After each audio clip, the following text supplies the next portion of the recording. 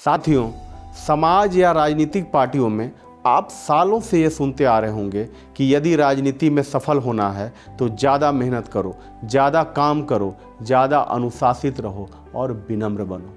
ये सारी चीज़ें बकवास है साथियों, एक ऐसा झूठ जो समय के साथ आपको सच लगने लगा। एक उदाहरण देता हूँ।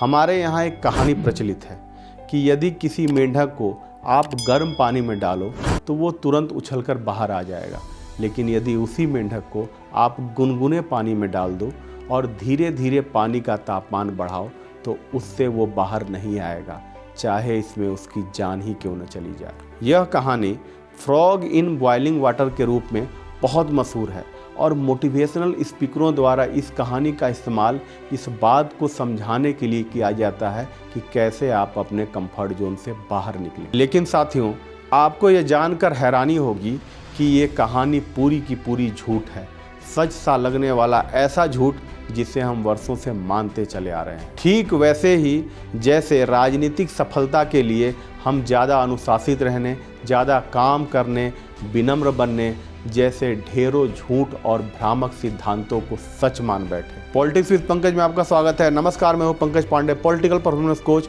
और आपका दोस्त। तो आज बात करने जा रहा हूं राजनीति के उन उल्टे सिद्धांतों की जो आपके जीवन में सीधी क्रांति लाएंगे। यदि इन सिद्धांतों को आपने अपना लिया तो आपके संघर्ष की राह इतनी आसान हो जाएगी, इतनी आसान हो जाएगी जिसकी आपने कल्पना भी नहीं की होगी। तो आइए शुरू करते हैं।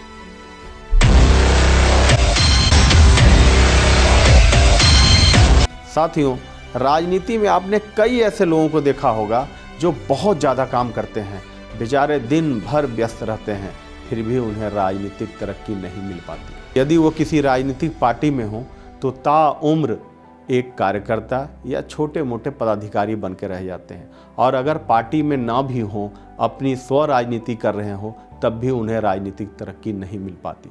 कभी सोचा है क्यों? क्योंकि वो अपने उन कामों को कभी जानने की कोशिश ही नहीं करते जिनसे वाकई में उन्हें राजनीतिक तरक्की मिल सकती है। साथियों, आपके कौन से काम आपको तरक्की दिलाएंगे ये कोई थ्योरी नहीं है, बल्कि पूरा का पूरा वैज्ञानिक तथ्यों पर आधारित है, जिसे आसान भाषा में हम 64-4 फार्मूला कहते हैं। यह फार्मूला अगर किसी क्षेत्र में सबसे ज़्यादा फिट बैठता है तो वो राजनीति ही है। साथियों, इस फार्मूले पर मैंने अपने पहले के एक वीडियो में डिटेल में बात की है। यदि आपने उस वीडियो को नहीं देखा तो आप जाके उस वीडियो को देख सकते हैं। उस वीडियो का लिंक आपको नीचे डिस्क्रिप्शन बॉक्स में मिल जाएगा, आप जाके वहां से उस वीडियो को देख सकते हैं। मैं इस फार्मूले की बात हमेशा क्यों करता हूं? क्योंकि यह फार्मूला हमसे चिल्ला चिल्ला कर ये कह रहा है कि हम अपने राजनीतिक जीवन में जितने भी काम करते हैं उसमें से सिर्फ 4% काम ही हमें परिणाम देने वाला होता है, बाकी के 96% काम सिर्फ हमें व्यस्त रखते हैं और कुछ नहीं। जानते हैं दोस्तों, एक आम राजनीति करने वाले व्यक्ति और एक सफल राजनेता में अंतर कहाँ पे आता है? बस यहीं पर। सफल राजनेता एक अलग तरीके से काम करते हैं। कौन से 4% काम उनके लिए महत्वपूर्ण है ये जानने में वो एक लंबा समय बिताते हैं, और तब जाकर वे अपने उन कार्यों की एक कार्यसूची बनाते हैं, एक छोटी और सधी हुई कार्यसूची। उनकी ये कार्यसूची इतनी छोटी इसलिए होती है क्योंकि उन्हें पता होता है कि ज़्यादा काम करके आज तक कोई भी व्यक्ति राजनीतिक बुलंदी पे नहीं पहुंच पाया है। इसलिए वे अपने उन कामों की तलाश करते हैं जो उनके लिए ज़्यादा प्रोडक्टिव होते हैं, जिनसे उन्हें ज़्यादा परिणाम मिलते हैं, और अपने उन्हीं कामों पर वो अपना अधिकांश समय व्यतीत करते हैं। आप ही से बात कर रहा हूँ मेरे भाई। देखो, खोजो और निकाल के लाओ अपने उन कामों को जिनसे आपको अपने राजनीतिक जीवन में ज़्यादा फायदा मिल रहा है, और फिर लग जाओ उन्हीं कामों के पीछे। अपना अधिकांश समय उन्हीं चंद कामों को दो, फिर देखो राजनीतिक सफलता कैसे आपके कदम चूमती है। Less harmonious. हार्मोनियस उस व्यक्ति को कहा जाता है जो मधुर स्वभाव वाला हो, जो शांति प्रिय हो।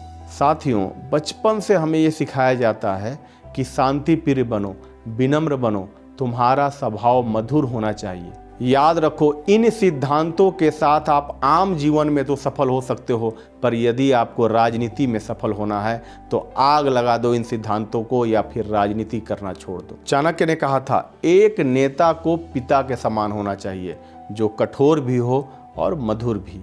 एक नेता को राजा के समान आचरण करना चाहिए, जो शांति प्रिय भी हो और युद्ध प्रिय भी। यदि आप कन्फ्लिक्ट सिचुएशन मतलब विपरीत परिस्थिति या डिफ़िकल्ट लोग मतलब बुरे लोग, इनको अवॉइड करने में भरोसा रखते हैं तो आचार्य चाणक्य की ये बात मान लो, राजनीति छोड़ दो, कुछ और काम कर लो, क्योंकि राजनीति में आपका सामना इन लोगों से और ऐसी सिचुएशन से लगातार होता रहेगा और इन्हें आपको हैंडल करना ही होगा। एक बात समझ लो, राजनीति का ये नियम है कि आप राजनीति में जितनी कन्फ्लिक्ट सिचुएशन और डिफ़िकल्ट लोगों से टकराओगे और उन्हें ठीक से हैंडल कर पाओगे, आपकी राजनीतिक तरक्की भी उतनी ही होगी। यहाँ मुझे राष्ट्र कवि रामधारी सिंह दिनकर जी की वो कविता याद आ रही है, वसुधा का नेता कौन हुआ, भूखंड विजेता कौन हुआ, अतुलित यश क्रेता कौन हुआ, नौ धर्म प्रणेता कौन हुआ, जिसने न कभी आराम किया, विघ्नों में रह के काम किया। तो यदि आपको राजनीति में सफल होना है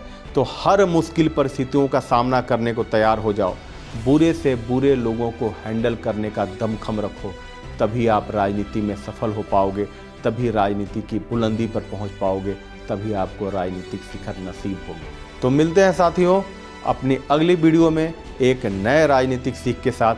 तब तक के लिए नमस्कार, धन्यवाद।